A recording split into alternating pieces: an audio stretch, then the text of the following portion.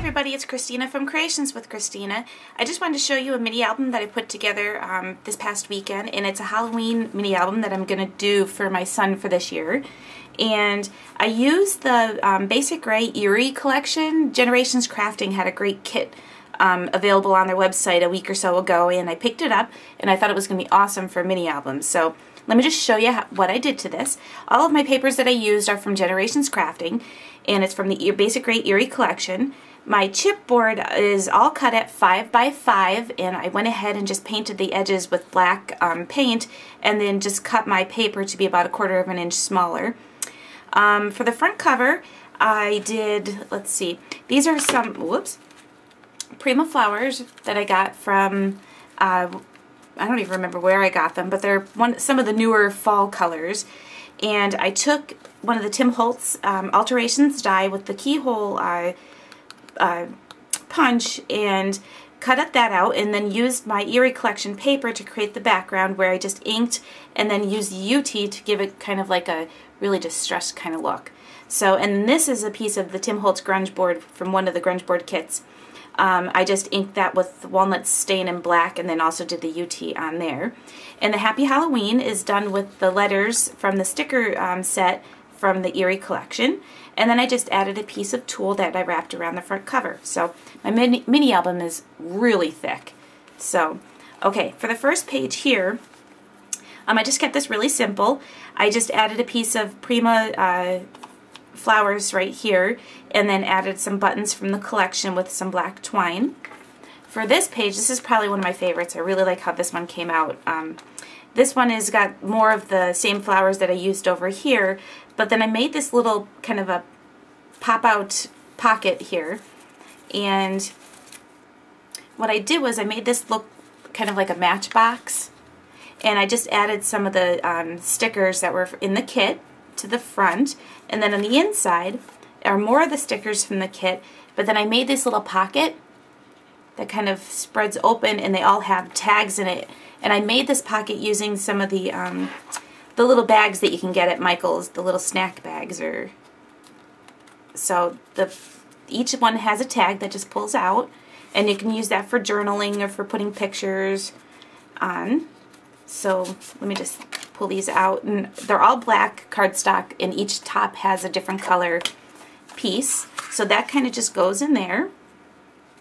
And then for the next page, I took this one's the retro frame from Sizzix, and I first did a white coat of paint and then added some of the crackle medium that you can buy at the store, and I did a purple, and I really didn't like the purple over the top, so I just decided if it didn't crackle when I put a second layer on, that would be okay.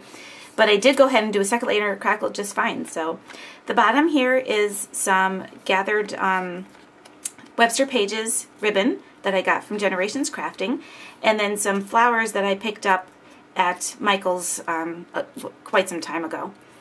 And then I just created a little tag that goes in the background, and I used one of the glazed brads that came in the kit for the top, and then I used a tag top punch to create my little tops there. So this one has got to be my favorite. Since my son was little, he's always liked ghosts. We have a couple of these pillow ghosts that he just loves. So what I did was I used my Happy Hauntings Cricut cartridge and some Lindy Stamp Gang. I used the Halloween sprays and kind of created this really spooky iridescent haunted house. And then I took some Prima bling back here as well as right here.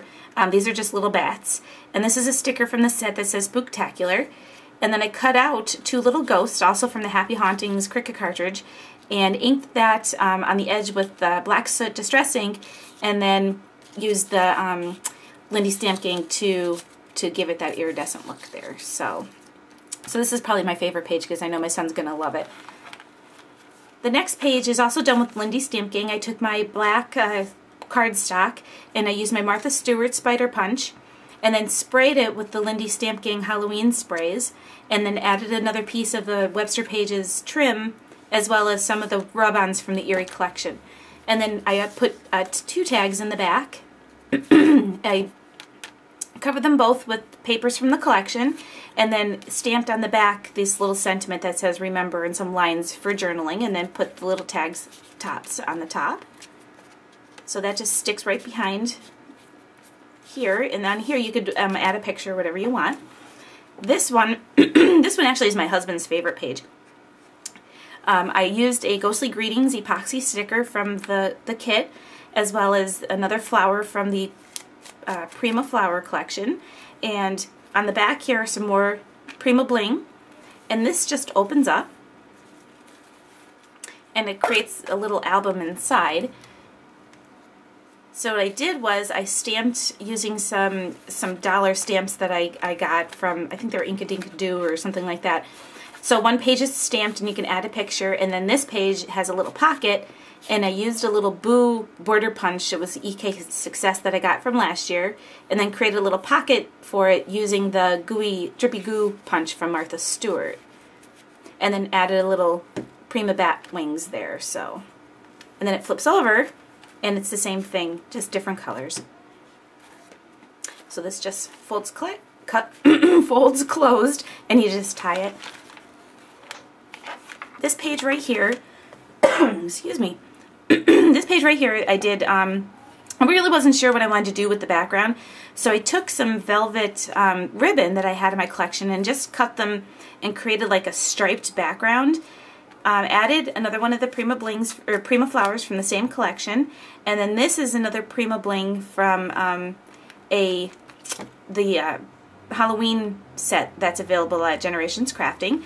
And then I took one of the scalloped envelopes and added it. This was a brad, but I just cut it off and glued it on. I think I got this at Michael's. So I just glued that on to make a little kind of fastener for the top. And I have some Velcro on the inside, and then I actually made some little tags and using the rub-ons for this to use for journaling or for pictures. So they just get tucked right inside there.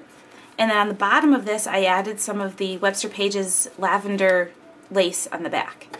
And then for my last page, I did, first I actually cut this piece. It's not 5x5, it started off as 5x6, and then I used my Tim Holtz Alterations fence die to create a little edge here, and added this Prima flower that came in the same collection as all the other flowers.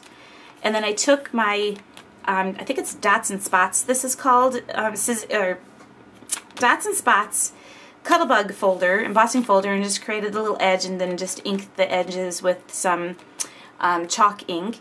And then created two tags that go in the background, or the back of it, that are done with the glazed brads and the Erie collection paper. And then I added just some stickers to the back of that.